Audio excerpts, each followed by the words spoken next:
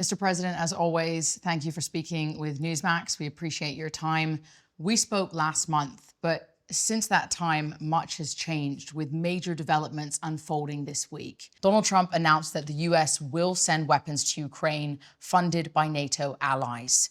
How much of a difference will this make on the ground? And what's the strategy with receiving these weapons? По-перше, дякую, що ви тут. First of all, thank you for being here. It is very important for us now. We are partners and friends. I like the people of the United States to get real information from your channel and from journalists they trust. It is crucial for us to cover the reality, what is happening here on the battlefield, and what kind of relations we have with the United States. A lot has changed this month. We had 3 dialogues with President Trump. Each one was better than the last. We had a great meeting at the NATO summit, and we had 2 phone conversations. There were several very positive decisions on the defense of Ukraine, the defense of Europe, and on security in general. President Trump realizes that Putin is lying to him, and it is important that President Trump sees this for himself, not what he hears from someone else, but what he sees with his own eyes. We have supported all the U.S. initiatives on the ceasefire. I supported all of President Trump's initiatives, and he saw the reality. Putin just says one thing and then bombs. He does not want the war to end. There is a decision to continue helping Ukraine. There is an understanding that it is important for the United States of America that Ukraine does not lose this war. And Putin is losing a large number of his military, sending them to their deaths. Today, both Europe and the United States can impose sanctions pressure. All these understandings are important. This month, we have achieved a breakthrough in terms of defense systems.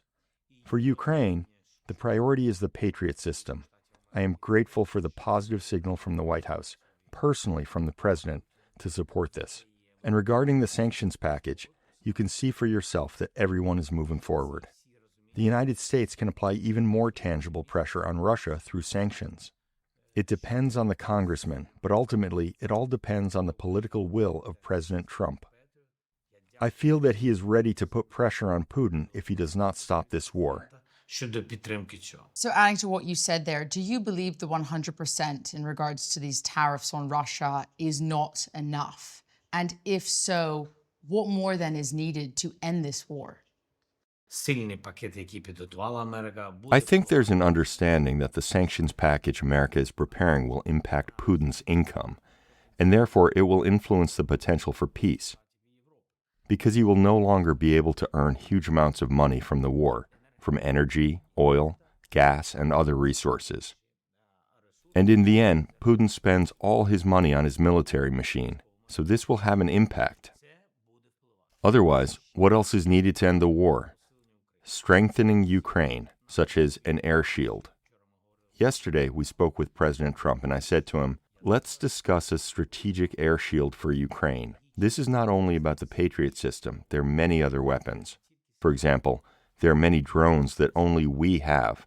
We produce a lot ourselves. And we do a lot to protect our skies and our people. So we are discussing this with President Trump. I told him that I really want to buy things from you that only the U.S. has, and he told me that America wants to buy drones produced by Ukraine. I think it's a win-win. Я думаю, що це win-win. Some of this military equipment has long-range capabilities, but Ukraine has also requested offensive weapons. Does your military intend to use them to strike deeper into Russia?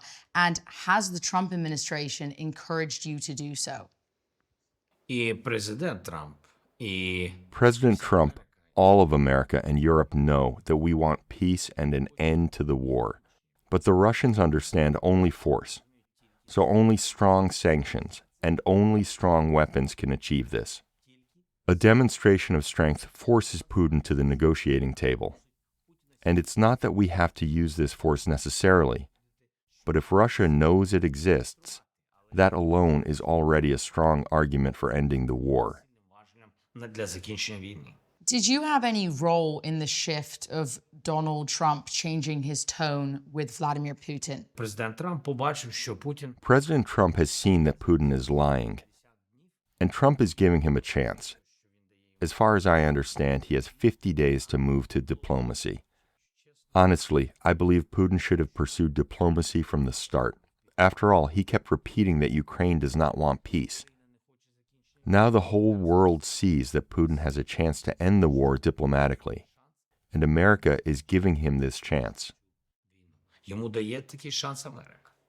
How does President Trump's approach now differ from the Biden administration's? Є сильний There's now a lot of pressure on Russia. These would be strong sanctions, and it's important not to allow those sanctions to be evaded. What needs to be done? Full, comprehensive sanctions. And on the other hand, powerful weapons. And we have never received either of them in full. There were sanctions, but not all that there could have been, and many of them could be circumvented. Russia found ways around them, and some countries helped make that possible. For example, there were sanctions on Russian energy, but China, India, and Brazil continued to receive Russian energy resources. Just imagine, India is now receiving more energy than it uses or needs. That means it can't honestly say it's taking or buying energy only for its own people. I'm sorry, but it is taking more than the norm, which means it's trading, making money from it. And this ultimately helps Putin, helps his army fight against us. And so the question arises, how is this situation different now? President Trump is giving Putin a chance to end this war. I really want to believe that he has given him this window of opportunity. And I genuinely hope that if Putin does not come to the correct conclusions, President Trump will impose powerful sanctions that cannot be bypassed.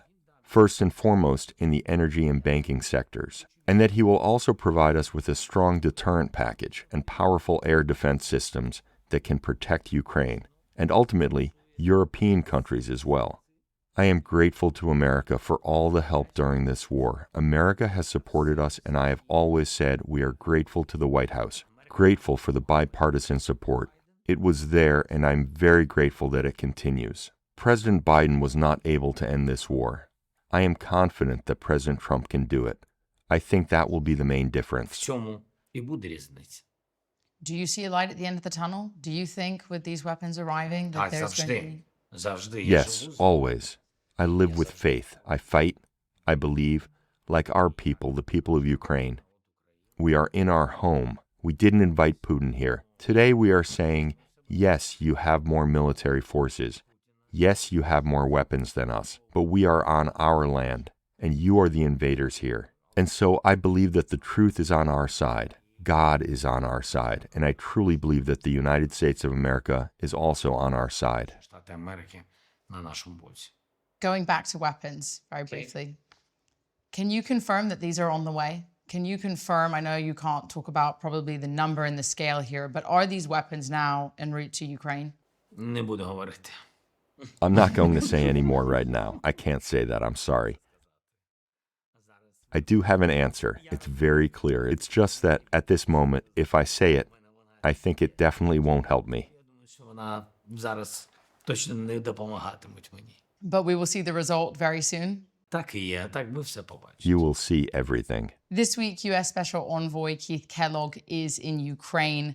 What have you discussed or agreed upon his arrival, and what message is he carrying on behalf of the Trump administration? Передусім, мій сигнал First of all, my message to General Kellogg is that I am very grateful to the President and grateful to the American people. До речі, ви бачите сигнали. Сигнали тривоги. You can probably hear the alarm. If I may, I want to shift topics from your question for a moment. General Kellogg arrived in Ukraine, and there were no massive Russian bombings for 2 nights in a row. This is a very interesting example. There were no heavy attacks either last night or the night before. People are already joking, saying we should give General Kellogg a Ukrainian passport and leave him here, and that Americans should visit us more often because then Russia would bomb us less. What does this mean? It means that Putin deliberately bombs civilians. But when Americans are here, he holds back. He tries to intimidate, to blackmail, to create tension, but does not go for full escalation. That means one thing. Putin is afraid of America. I've said this all along, and I've told President Trump as well. Whatever the case, Putin is afraid of America, and I am sure of it. This is an important point. Putin has mobilized 1.2 million people, More than 1 million have already been killed or wounded. Why is he afraid of ending the war? Why is he afraid of a ceasefire?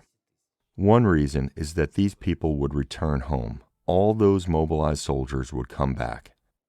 And what would they return to? What would happen to them? Psychologically, they are unstable. They did not fight to protect their homes or their families. They will come back changed, and Russia still has no plan for what to do with 1.2 million mobilized soldiers once they return. That is also one of the reasons why the war continues. Це також одна з причин. Do you believe this signals a genuine shift by President Trump in his position? Do you fear that there could be a reverse? Я не знаю, скільки шансів Трамп. I don't know how many more chances Trump will give to Putin. He has his own strategy. But there will be no changes in our policy. We did not start this war. We do not want it to continue. We want peace. But to give in to Putin, to accept his ultimatums, always raises one simple question for me. Then what did all our people die for? We cannot betray our values. We cannot betray those who are no longer with us. We cannot betray our own principles. Yes, the war is difficult. Sometimes things don't work out, and we have to negotiate. We have to talk. But Ukraine has shown its readiness to follow the path of diplomacy, and we don't see any readiness on Russia's part. Готовність Росії ми не бачимо. At this point in time, are there any more meetings scheduled with the Russians, or again, other aspects of a deal there in regards to the release of POWs or getting any Ukrainian children back? Була зустріч команд в Стамбулі двічі. There were 2 meetings between the Ukrainian and Russian teams in Istanbul. They discussed prisoner exchanges, although arranging a meeting between the two countries' leaders should have been the priority, since that is where exchange matters are resolved. They also discussed a ceasefire, but again, such issues should be handled directly between the countries' leaders. Now, the 2 meetings have resulted in some prisoner exchanges, which is very important. However, at both meetings, the issue of returning Ukrainian children was raised, and Russia has not returned a single stolen child. We are forced to seek alternative routes and involve other countries to try to bring our children back. And Russia has not returned a single Ukrainian child within the framework of the negotiations. This is a fact. Regarding any future meetings and talks, yes, the Russians want them. But they do not want to produce any results. In the last negotiations, they only presented ultimatums, which we did not agree to. Now, the Russians are saying again, let's meet. But first and foremost, the previous agreements must be fulfilled. Particularly, the agreement to return our military personnel and civilians. They have not done this yet. This must be fulfilled. Передусім, треба такі речі зробити. Do you think that this 50-day window gives Vladimir Putin an opportunity to launch a new summer offensive on the battlefield? Я почув десь в медіа. Yesterday, the media reported that Putin allegedly told President Trump that he was planning a massive offensive within the next 2 months. I don't know if this is related to the 50-day diplomacy window that Trump proposed. But look, Putin has already started his offensive. It's been ongoing for over 2 months. Putin just doesn't talk about it publicly because there is no success to show. It only benefits him to announce the start of a big operation when he has something to brag about. But we can see he is already conducting active offenses, and they haven't stopped. This is the reality. We are holding strong and pushing back Putin. We are destroying his military. But we want the war to end. Right now, Putin is not ready for that. А поки що не готовий до цього закінчення. For many Europeans, this war feels dangerously close, but for Americans, it's an ocean away.